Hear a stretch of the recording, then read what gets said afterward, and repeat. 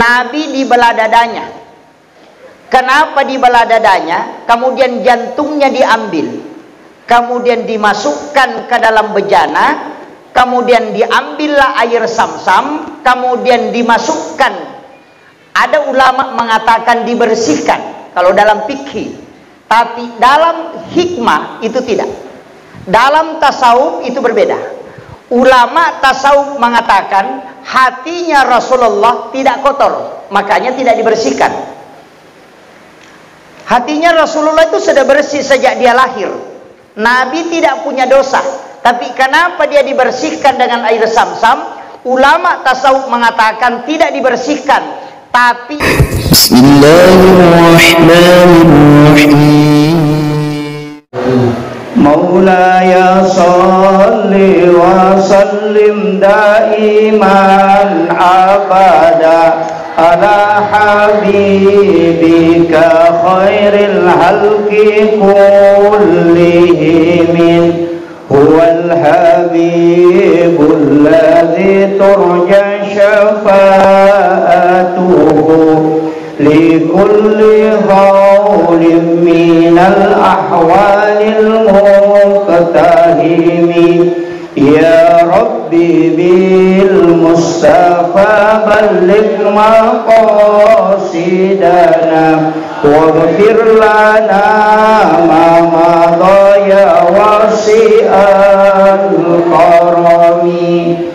Ya Rabbi bil Mustafa balligh maqasidana waghfir lana ma madaya wasi'al karami.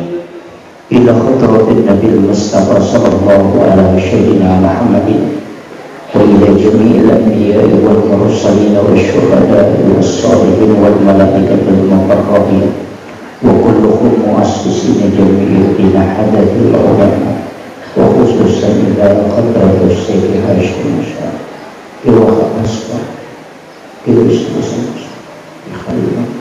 Al-Fatihah. Bismillahirrahmanirrahim. Alhamdulillahi rabbil alamin. Ar-Rahmanir-Rahim. Maliki yaumiddin. Iyyaka na'budu wa iyyaka nasta'in. Ihdinas siratal mustaqim. Siratal ladzina an'amta 'alaihim ghairil maghdubi 'alaihim waladdallin. Amin. Allahumma nawwir qulubana wa quluba jami'i man khadara fi majlisina hadha bi nuril ma'rifah wa ilmil muqasyafah wal basirah wal iman wal islam. Ya Fattahu ya Alim, iftah qulubana wa qulubahum futuhal arifin. Rabbana iftah bainana wa baina qaumina bil haqqi wa anta khairul fatihin. Amin amin ya rabbal alamin. Hadratal muhtaramin wal muhtaramat, ikhwanu fillah. Alhamdulillahilladzi rafa'al mustafa manasibal insani wal bushra wa ja'ala israhu min makkah muqaddasi fi lailata wahidatin ayatal kubra. Wassalatu wassalamu ala asyrafil anbiya'i wal mursalin sayyidina wa maulana wa habibina wa syafi'ina wa ala alihi wa ashabihi wa sahabatihi ajma'in. Allahumma salli ala sayyidina Muhammadin tibbil qulubi wa dawaiha wa afiyatil abdani wa shifaiha wa nuril absari wa diyaiha wa ala alihi wa sahbihi wa sallim. Yang kami muliakan, yang mewakili Bapak Bupati Bulukumba, semoga beliau diberikan keberkahan hidup dalam menjalankan amanah yang telah dititipkan oleh Allah Subhanahu wa ta'ala. Yang kami muliakan dan kami takzimi ayahanda selaku Roisyuriah PCNU Kabupaten Bulukumba beserta seluruh jajaran Suriah, jajaran Tanfiziyah, ibu-ibu muslimat, wabil khusus ketua muslimat, para badan otonom dan lembaga Nahdlatul Ulama Kabupaten Bulukumba beserta seluruh jamiah, dan juga kepada Ikatan Kerukunan Keluarga Jawa di Kabupaten Bulukumba yang kami muliakan dan kami takzimi kita ayahanda yang dari Syekh Al-Ghazali, insyaallah. Jazakallahu khairan katsiran Pak Kiai. Rekannya Ketua Basnas, insyaallah. Bapak sekaligus saya panggil sahabat, Ketua Kepala Kementerian Agama Kabupaten Bulukumba, Kepala Kantor Kementerian Agama. Semoga Allah memberikan keberkahan. Beliau adalah Ketua Pergunu, Masya Allah, mengurus 2 lembaga, agak berat Pak Kiai, tapi alhamdulillah berkahnya insya Allah. Seluruh jamaah, para tamu undangan, seluruh tokoh masyarakat, tokoh agama, para alim ulama, dan di sini juga hadir pengurus dari Nahdlatul Ulama Kabupaten Bantayan, insyaallah. Titip salam ke Pak Kiai, insyaallah. Iya. Seluruh santri dan santriwati, para wali santri dan para azatis dan azatizah, hadirin dan hadirat, adik-adik dari Ansor Bansar yang insya Allah kesemuanya semoga dirahmati oleh Allah Subhanahu wa Ta'ala. Saya melihat jam ini sudah 2:30, jadi saya ceramah paling lama 1 jam. Mudah-mudahan asar nanti saya mohon izin agak lewat sedikit mungkin, atau kita pas asar selesai. Pertama, saya pakai bahasa Indonesia ya? Bahasa Bugis? Campur? Oh iya. Oh, di sini juga datang sahabat Ustaz Sapriyadi, Masya Allah. Begini, peringatan Isra dan Mi'raj adalah satu peristiwa yang sebenarnya 2 rangkaian peristiwa. Isra satu peristiwa dan Mi'raj itu satu peristiwa. Ada nabi yang hanya diisrakan tapi dia tidak Mi'raj. Ada juga nabi yang dimi'rajkan tapi dia tidak Isra. Rasulullah selain diisrakan juga dimi'rajkan. Nabiullah Isa alaihi salam itu hanya Mi'raj tapi dia tidak Isra. Jadi Nabi Isa itu diangkat dari bumi langsung ke langit kedua. Makanya penghuni langit kedua itu ada 2. Yang pertama adalah Nabiullah Isa alaihi salam, yang kedua Nabi Yahya. 2 nabi ini unik Pak. Nabi Isa lahir tanpa bapak, Nabi Yahya lahir dari wanita yang sudah berhenti haid, menopause. Itu hal yang aneh, tapi nanti kita akan bahas apa hikmahnya. Kemudian nabi yang diisrakan tapi tidak mi'raj itu Nabiullah Musa alaihissalam ketika diperjalankan ke negeri Madian. Itu dengan jarak tempuh lebih 100 km tapi hanya 1 malam. Nabi Rasulullah Muhammad SAW selain Isra dia juga mi'raj. Jadi Isra dari Mekah ke Palestina tapi tidak langsung. Kadang-kala kita memahami Nabi itu dari Masjidil Haram langsung ke Masjidil Aqsa. Itu tidak. Pertama, Rasulullah dibelah dadanya. Ini kalau dalam kisah itu panjang sekali, tapi saya ambil singkatnya. Nabi dibelah dadanya. Kenapa dibelah dadanya? Kemudian jantungnya diambil, kemudian dimasukkan ke dalam bejana, kemudian diambillah air Zamzam, kemudian dimasukkan. Ada ulama mengatakan dibersihkan kalau dalam fikih, tapi dalam hikmah itu tidak. Dalam tasawuf itu berbeda. Ulama tasawuf mengatakan hatinya Rasulullah tidak kotor, makanya tidak dibersihkan. Hatinya Rasulullah itu sudah bersih sejak dia lahir. Nabi tidak punya dosa, tapi kenapa dia dibersihkan dengan air Zamzam? Ulama tasawuf mengatakan tidak dibersihkan, tapi ditambah hikmah. Kalau kita di-upgrade. Tapi kalau ulama hikmah yang membicarakan, maka dia mengatakan hatinya Nabi tidak ditambah hikmah dan juga tidak dibersihkan, tapi untuk memuliakan air Zamzam. Itu beda Pak tinjauannya. Dia mengatakan begini, air Zamzam tidak akan mulia seandainya tidak pernah dipakai mencuci kalbunya Rasulullah. Sama dengan Hajar Aswad. Sampai hari ini kalau orang melaksanakan ibadah haji, dekna mungkin lepak baui Hajar Aswad seandainya Nabi tidak pernah menciumnya. Karena itu batu. Jadi artinya apa? Tidak akan mulia Hajar Aswad dicium sampai hari ini seandainya Nabi tidak pernah menciumnya. Air Zam-Zam tidak akan pernah mulia seandainya tidak pernah dipakai mencuci kalbunya Rasulullah. Jadi bukan hatinya Nabi yang kotor, tapi air yang ingin diangkat derajatnya. Itu kalau kajiannya ulama kita. Jadi makanya ulama kita bagi pembahasan. Makanya kalau di pesantren itu memang harus belajar dari berbagai macam sisi ilmu. Ada kajian fikih, ada kajian hadis, ada kajian tafsir, ada kajian tasawuf, ada kajian hikmah. Dan itu tidak sama ulamanya. Kalau kajian fikih disebut kajian Islam, ulamanya disebut fuqaha. Kajiannya itu hukum-hukum antara halal atau tidak. Mazhabnya Syafi'i, Maliki, Hanafi dan Ahmad bin Hambal. Kalau naik satu tingkat disebut kajian iman. Ulamanya disebut murabbi, bukan fuqaha, tapi disebut murabbi. Mazhabnya Mu'tazilah, Jabariyah, Qadariyah, Sunni dengan Syiah. Itu kajiannya adalah tauhid.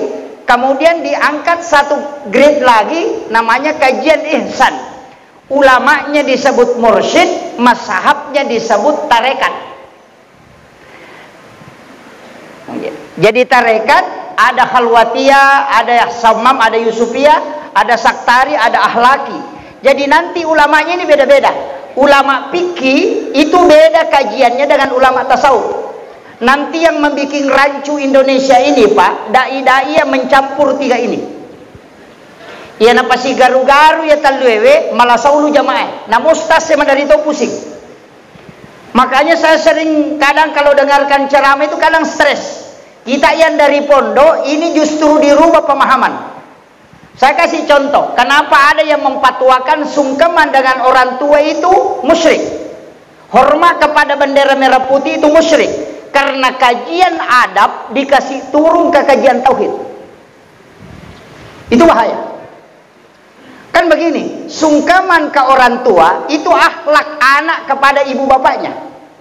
Berarti dia kajian adab. Adab itu tanda takzim, bukan menyembah. Tapi ketika dikasih turun ke kajian tauhid, sungkaman ke orang tua jadi musyrik. Karena sujud di hadapan orang itu musyrik. Coba bahayanya Pak. Hormat kepada bendera merah putih itu kan takzim kepada pejuang kita yang meninggal atas memperjuangkan bangsa Indonesia ini. Tapi ketika dikasih turun ke tauhid, hormat kepada makhluk itu musyrik. Bayangkan. Ini bahayanya. Makanya saya sampaikan, anak-anakku yang nyantri di pondok harus tahu betul itu. Nanti kita buka lagi pembahasan kajiannya beda. Begini, ulama fikih, ulama hadis, kalau sakit pasti berobat. Karena setiap likulli da'in dawa, setiap penyakit itu ada obatnya. Dan Rasulullah mengatakan, ketika engkau sakit maka berobatlah sebagai ikhtiar untuk sembuh. Tapi ulama tasawuf tidak akan berobat kalau sakit. Karena orang yang berobat ketika sakit, maka itu kufur nikmat. Itu juga hadis Pak. Rasulullah mengatakan, sehari semalam umatku kena penyakit, 1 tahun dosanya dihapuskan oleh Allah. Makanya pilih mana? Mau sehat banyak dosa, atau mau sakit tapi dihapuskan dosanya? Inilah tarik ulur pemahaman. Kadang kalau kita lihat dalam tinjauan hukum fikih, maka kadang kita salahkan karena standar yang kita pakai standar fikih. Ulama tasawuf tidak melihat ke situ. Itu beda. Makanya sama dengan begini. Ulama fikih berwudu kemudian berbohong itu tidak batal wudu. Ulama tasawuf orang yang sudah berwudu kemudian sudah berbohong, dia gunakan wudunya kemudian berbohong, maka wudunya sudah kotor. Karena wudu bukan an-nadhafah tapi at-tuhur. Coba. Jadi makna kupure mu pakai jenek mu mak balik aja lalu mu pakai masam pajang. Karena itu sudah kotor. Makanya dipakai jadidul wudu, memperbaharui wudu. Coba. Ulama tasawuf kalau singgah di warung pasti bayar dulu baru makan. Karena kalau dia makan dulu baru bayar, tidak ada bedanya mengambil mangganya tetangga nanti sudah dimakan baru diminta, itu sama. Kan begitu. Tapi ulama fikih itu tidak masalah. Makanya kajian tasawuf dengan kajian fikih itu tidak boleh dilihat dari satu sisi saja.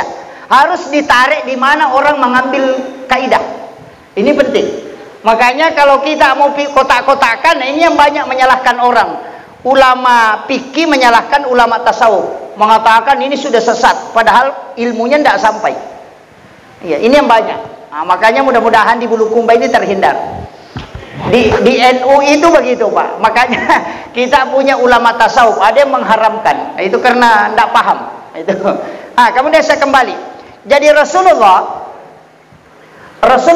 itu dari Mekah itu tidak langsung ke Masjidil Aqsa. Dari Makkatul Mukarramah kemudian dibawa ke Madinah. Ini. Jadi dari Mekah dibawa ke Madinah. Malaikat Jibril suruh Rasulullah sholat di Madinah 2 rakaat. Selesai sholat baru Nabi bertanya, wahai Jibril, tempat apa ini? Malaikat Jibril mengatakan, ya Muhammad, kala engkau akan berhijrah ke sini. Itu Nabi sudah tahu. Kemudian setelah itu Nabi dibawa ke Gunung Sinai. Itu tidak langsung lah, dibawa ke Gunung Sinai, di Bukit Tursina. Nabi disuruh sholat. Nabi sholat 2 rakaat. Selesai sholat Nabi bertanya, wahai Jibril, tempat apa ini? Malaikat Jibril mengatakan, disinilah Nabi Musa berbicara langsung dengan Allah. Wa kallamallahu Musa taklima. Setelah itu dibawa ke sebelah selatan Masjidil Aqsa di Baitul Lahmi, Bethlehem. Kemudian Nabi disuruh sholat. Nabi sholat 2 rakaat. Selesai sholat bertanya, tempat apa ini Jibril? Malaikat Jibril mengatakan, disinilah Isa bin Maryam dilahirkan. Coba. Setelah itu baru dibawa ke Masjidil Aqsa. Kemudian Nabi menjadi imam, yang menjadi makmum di belakangnya adalah semua Nabi dan Rasul yang mendahului Rasulullah. Ini isyarat bahwa Rasulullah adalah imamnya para Nabi. Tapi ada pertanyaan, Pak. Nabi kan belum Mi'raj, tapi dia sudah sholat. Coba. Ini. Nabi kan belum Mi'raj. Dia baru Isra. Kalau Mi'raj kan nanti pulang baru bawa perintah sholat, toh. Tapi kan Nabi sudah sholat. Nabi sholat di Madinah, Nabi sholat di Bukit Tursina, Nabi sholat di Baitul Lahmi, menjadi imam di Masjidil Aqsa. Berarti angka memang nasampajan na zaman Nabi sebelum Mi'raj. Disinilah membantah ketika ada ustaz mengatakan nanti ada perintah sholat ketika Nabi dari Isra Mi'raj. Itu keliru betul. Coba buka Al-Quran. Nabi Ibrahim itu berdoa, Rabbana liyuqimas sholah faja'al af'idatan minan nasi tahwi ilaihim. Berarti Nabi Ibrahim sudah sebut sholat. Nabi Zakaria, wa huwa qaimun yusolli fil mihrab. Dia sementara berdiri sholat di dalam mihrabnya. Kemudian dia berdoa. Maryam sholat di dalam mihrab. Berarti Nabi, Maryam, Nabi Zakaria, kemudian Maryam, kemudian Nabi Ibrahim, Nabi Isa ketika ditanya dia mengatakan saya diutus oleh Allah untuk memerintahkan sholat dengan zakat. Berarti sudah ada sholat. Jadi itu sampajangnya tanya pakai siwik baru. Sejak Nabi diutus itu sudah ada perintah sholat. Cuma perintah syariat itu bertahap. Makanya di masa Nabi Adam itu tidak ada larangan mencuri. Larangan mencuri tidak ada di Nabi Adam. Nah sebab dia agak pangah apa jadi dinamopah. Nggak begitu. Itu. Makanya syariat agama itu turun bertahap sesuai dengan kebutuhan manusia. Maka penyempurnanya adalah Islam. Kemudian saya tidak usah bahas terlalu jauh ke situ. Nanti waktu tidak cukup. Saya kembali. Ketika Rasulullah selesai menjadi imam di Masjidil Aqsa, kemudian Nabi diangkat naik dari langit, dari Masjidil Aqsa ke langit pertama, ketemu Nabi Adam. Saya biasa bertanya, kenapa Nabi Adam ditemui? Padahal Nabi Adam ini kan tidak terlalu populer. Kenapa bukan yang ulul azmi itu yang menjemput Nabi? Nabi pilihan. Ternyata Nabi Adam ini untuk pejabat, Pak. Nabi Adam ini kan dari surga turun ke bumi. Sedangkan Rasulullah dari bumi baru mau ke surga. Ini pesan. Jadi ya Nabi Adam kapoleh di surga, angkat kolino, diturunkan ke bumi. Tapi Rasulullah di bumi baru mau ke surga, dikasih jalan-jalan. Makanya orang yang mau ke sana tanya dulu orang yang dari sana. Tabahan ya? Nah, ini ilmunya Pak. Kenapa dia salaman, menyalami, disalami oleh Nabi Adam? Karena begini, seorang pejabat lama, mestinya pejabat baru itu sowan ke pejabat lama untuk minta nasihat untuk melanjutkan amanahnya. Kadang-kala pejabat baru Pak baku bombek dengan pejabat lama, itu jadi masalah. Ini pesan. Kemudian yang kedua, Nabi itu dikasih tahu sama Nabi Adam, Rasulullah, jangan sampai kau nanti nikmat di surga kau lupa turun ke bawah. Ingat umatmu perjuangannya. Ini untuk pejabat Pak. Jangan sampai asik duduk di kursi dia lupa masyarakat di bawah. Ini pesan. Kadang-kala kalau terlalu enak duduk di kantor yang ber-AC, sudah lupa gubuk-gubuk itu. Ini yang sekarang viral kan banyak. Ini. Makanya belusukan itu sunnah Nabi. Kenapa orang yang turun dari tingkat tinggi ke bawah itu, ke bumi ini harus didatangi? Saya kasih tahu. Salah satu hadis Nabi yang sangat masyhur bagi orang yang membutuhkan hajat yang kuat. Ya kau tahu angkana cinaila, ada satu hadis Nabi dan itu hadis sahih. Siapa yang tidak punya keturunan atau punya hajat yang tidak bisa terkabul, maka cari 7 orang miskin pada hari Jumat dan sedekahi. Dan suruh dia mendoakan kamu, karena 7 orang miskin berdoa mengalahkan 40 ulama. Itu hadis Nabi.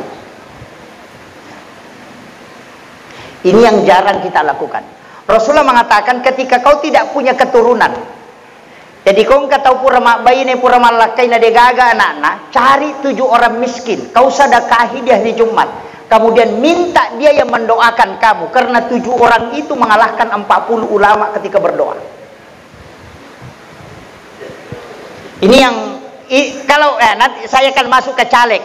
Ini kan nanti jadi sogokan toh. Coba. Nanti kalau orang tidak tahu, tidak ngaji kitab Fathul Mu'in, nanti ini anggap sogokan. Kenapa? Ini caleg kok mau berbagi-bagi. Bagi sembako, bagi ini, berarti ini apa namanya? Ini sogok. Enggak. Caleg itu bisa sogok, bisa tidak. Kalau dia datangi orang yang berhak menerima bantuan, baru dia kasih, baru dia sampaikan, saya punya hajat ingin jadi caleg, mohon didoakan, mudah-mudahan doa tak yang menyebabkan hajatku terkabul. Itu bukan sogok, itu sunnah. Saya kasih tahu dulu.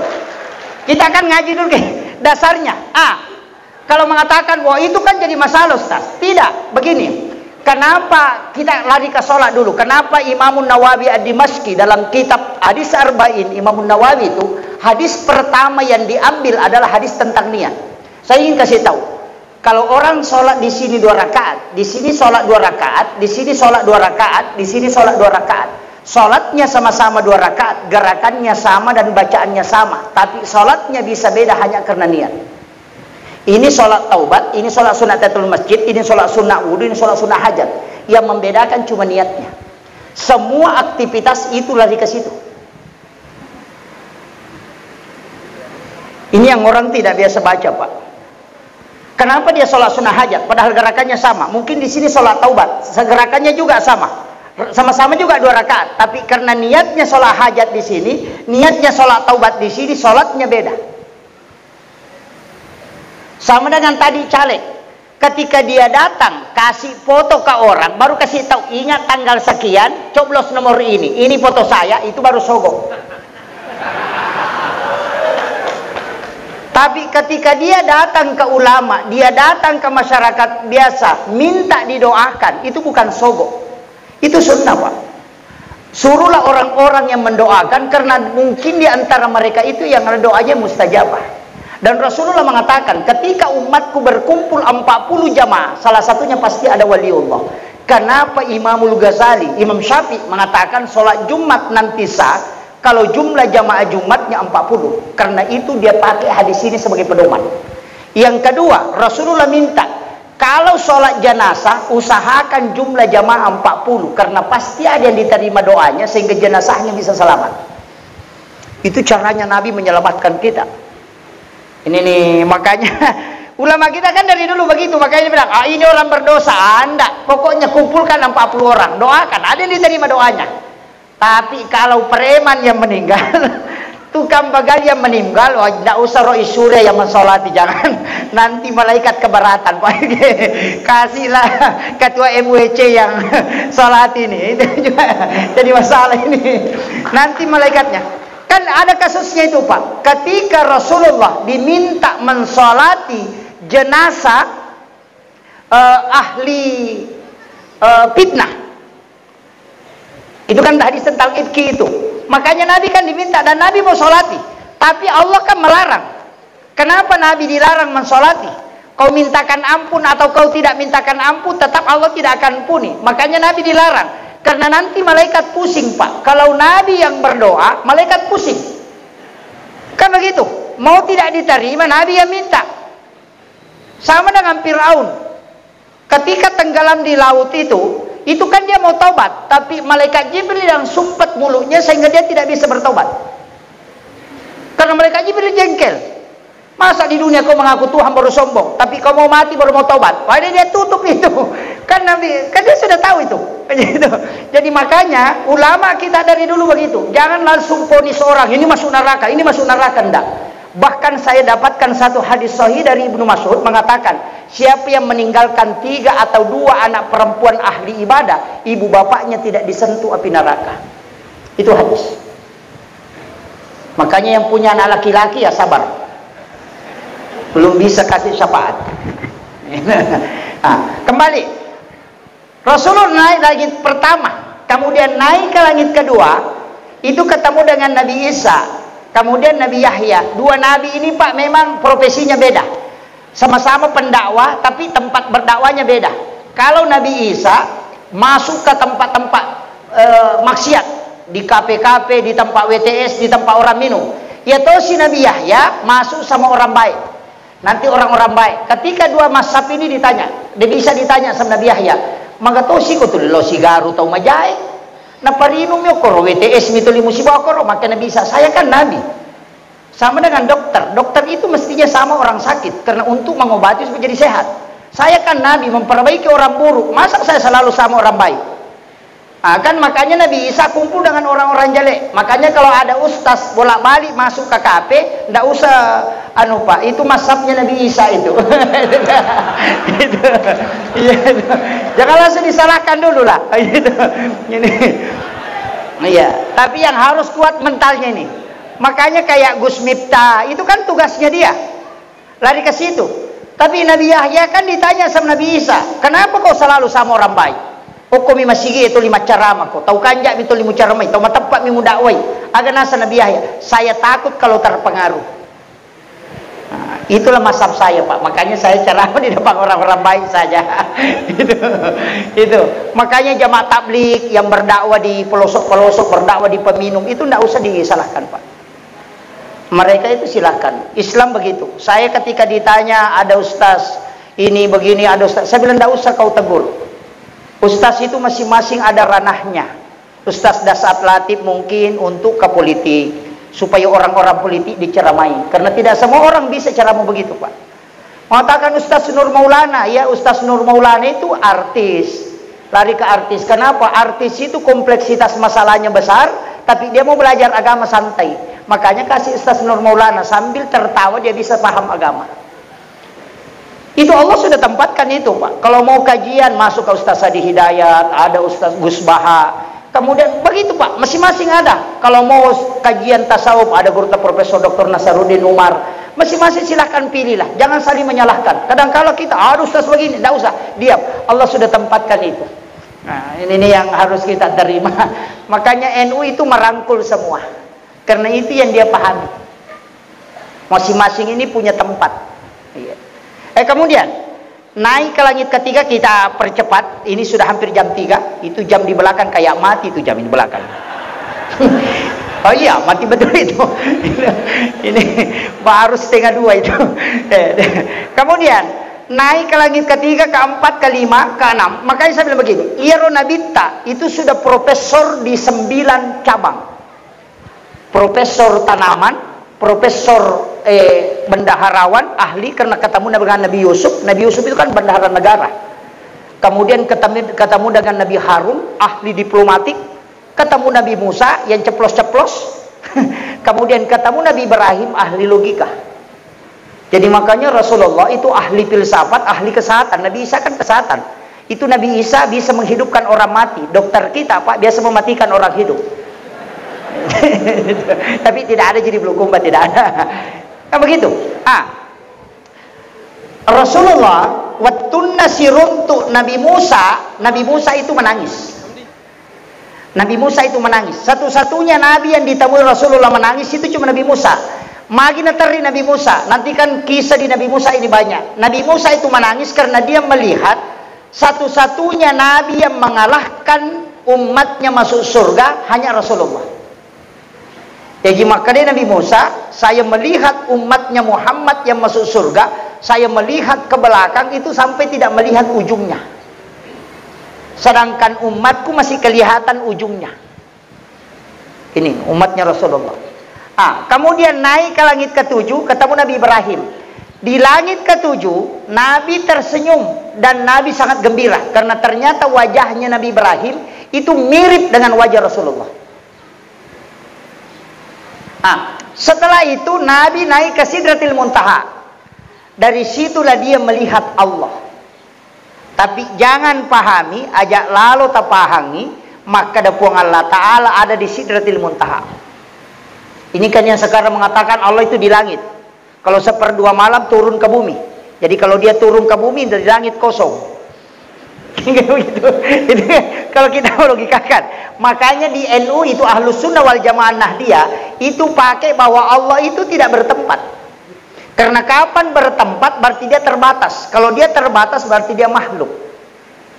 Makanya kalau dia mengatakan maafin akada mindra inabi toko Sidratil Muntaha, kemudian dia melihat Allah, berarti Allah di situ. Tidak. Kalau saya mengatakan begini, saya naik ke loteng, di loteng kemudian saya naik ke atap, kemudian di atap saya melihat bulan. Pertanyaannya, apakah bulan ada di atap? Kan tidak. Jadi Nabi naik ke Sidratil Muntaha, di Sidratil Muntaha dia melihat Allah. Apakah Allah ada di situ? Tidak. Sama dengan itu tadi.